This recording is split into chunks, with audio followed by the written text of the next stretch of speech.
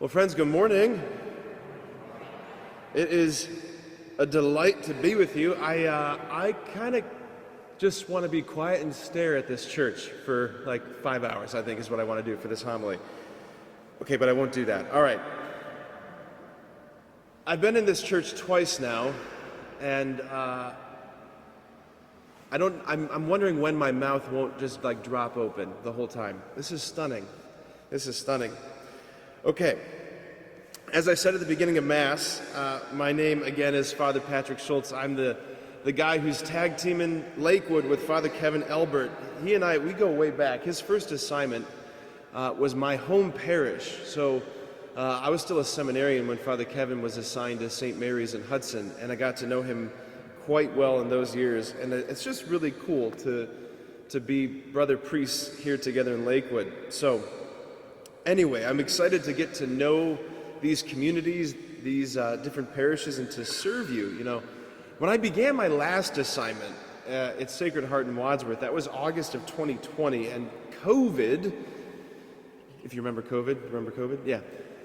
COVID was still in full swing. I showed up in August of 2020, and I began my time at Sacred Heart with everybody wearing masks still, which is a very hard thing for a new priest trying to learn parishioners, right? I'm trying to meet people and learn names, and all I see is like, this is all I see. It was very hard to learn who people, who they are.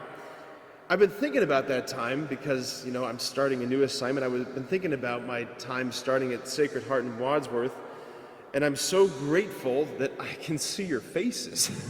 So unbelievably grateful I can see your faces. Now, God willing, I'll get to learn your names, you know. So have some mercy on me as I try and learn all your names. Learning names in one parish is hard enough, but 3 parishes, you know, that's pretty hard. So you got to pray for me, all right? Here's the thing about faces. I've been thinking a lot about faces, especially in light of this reading today. Faces are so important. Like we hear that in that responsorial psalm today from David. I long to see your face, O Lord. I long to see your face, O Lord.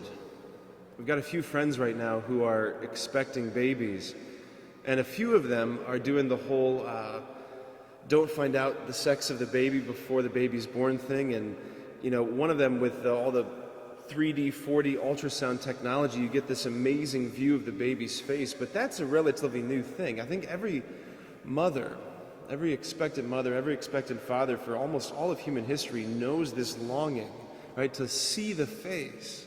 Like, who are you? Who are you? Like, I remember thinking about that before I got my first assignment back in 2016, waiting for the Bishop Lennon to tell me where I was being assigned. Like, I knew as a priest, I was going to be espoused to Christ's bride, the church, but which face? Who is she? I long to see her face, right? Faces are so important. And what's fascinating is that the notion of God's face in the Old Testament, it's present. There's this notion of God's face in the Old Testament.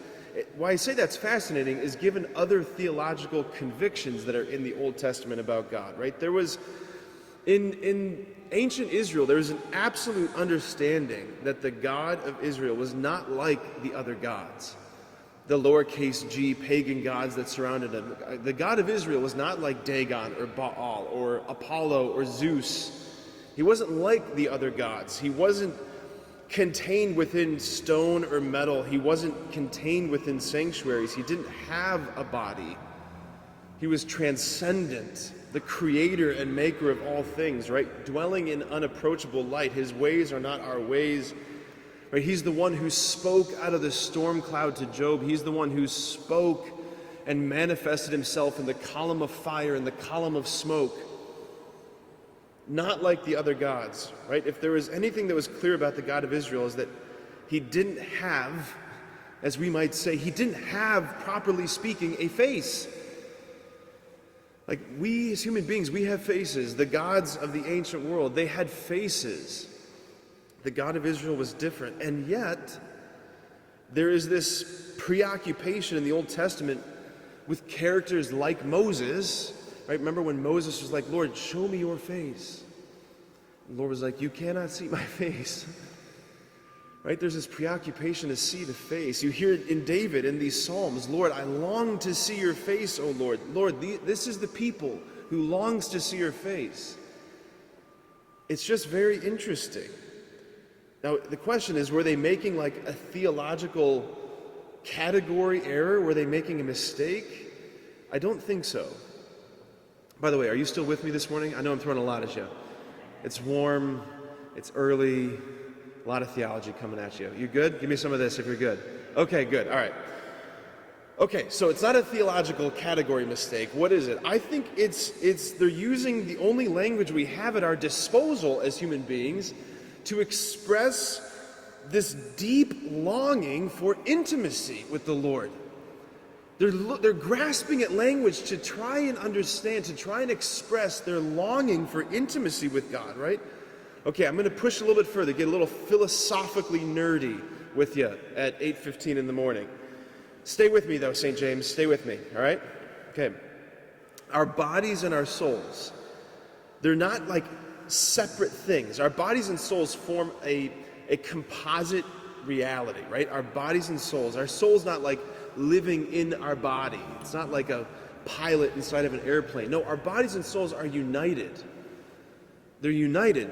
That everywhere in my body, my soul is present. Everywhere in your body, your soul is present.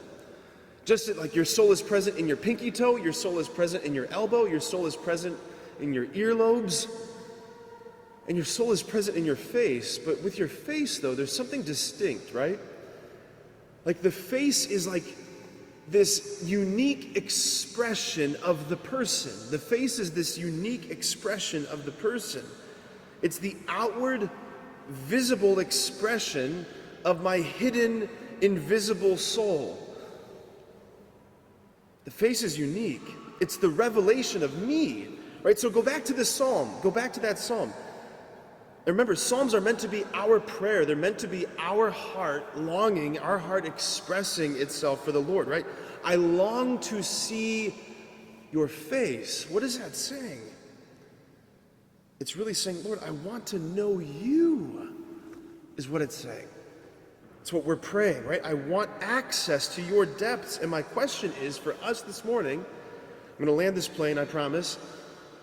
My question is this: do we really want to know him?